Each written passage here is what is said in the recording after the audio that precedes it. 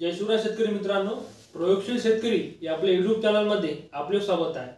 आज आपण माहिती घेणार आहोत। यावर्षी मी स्वतः कोणकोणत्या कपाशी वाणाची निवड केलेली आहे त्याबद्दल संपूर्ण माहिती तुम्हाला मिळणार आहे। मी हलक्या जमिनीसाठी कोणते वाण वापरणार आहे, मध्यम जमिनीसाठी कोणते वापरणार आहे त्याबद्दल संपूर्ण माहिती तुम्हाला आजच्या व्हिडिओमध्ये मिळणार आहे। व्हिडिओ खूप महत्त्वाचा आहे, त्यामुळे शेवटपर्यंत नक्की बघा आणि जास्तीत जास्त शेतकरी मित्रांना शेअर करा, त्यांना सुद्धा या माहितीचा फायदा होईल। तर चला व्हिडिओला सुरुवात करूया। तर आपण सुरुवातीला हलक्या जमिनीसाठी कोणते वाण वापरणार आहोत त्याबद्दल माहिती घेऊया। तर हलक्या जमिनीसाठी आपण वापरणार आहोत राशी कंपनीचे स्विफ्ट हे वाण। या वाणाची निवड आपण हलक्या जमिनीसाठी करणार आहोत। या वाणाचा जर आपण कालावधी बघितला तर 140 ते 150 दिवसात येणारे हे वाण आहे आणि बोंडाची जर आपण वजन बघितले 5 ते 6 ग्रॅम पर्यंत बोंडाचे वजन या वाणात आपल्याला मिळणार आहे। त्यामुळे आपण हलक्या जमिनीसाठी या वाणाची निवड केलेली आहे। तर आपण दुसऱ्या वाणाची माहिती घेतली। आणखी आपण हलक्या जमिनीसाठी आणखी एक वापरणारा वाण, त्याचे नाव आहे प्रभात कंपनीचे सुपर पॉट।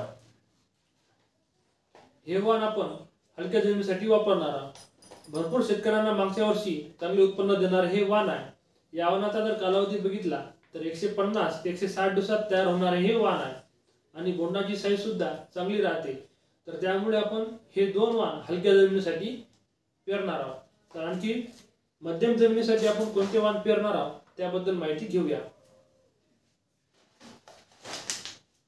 तर मध्यम जमिनीसाठी आपण मोक्ष या वाणाची निवड केलेली आहे।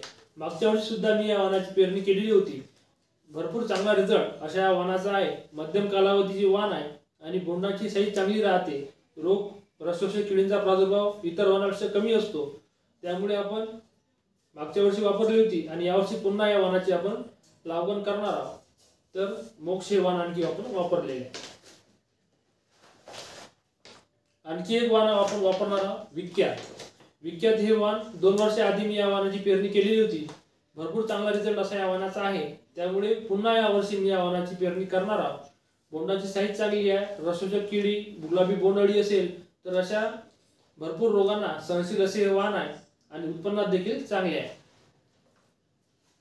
नंतर यावर्षी आपण कृषीधन कंपनीचे नवीन वाण आलेले आहे अभिराम, या वाणाची आपण निवड करणार आहोत। या वाणाचा आपल्याला अनुभव नाही, नवीनच वाण आहे, त्यामुळे या वाणाचा आपल्याला कशा प्रकारे उत्पन्न मिळेल ते आपल्याला वारंवार आपल्या व्हिडिओमध्ये आपण सांगणारच आहोत। तर शेतकरी बंधूंनो, अशा प्रकारे आपण या 5 ते 6 वाणाची निवड यावर्षी आपल्या कपाशीच्या लागवडीत करणार आहोत।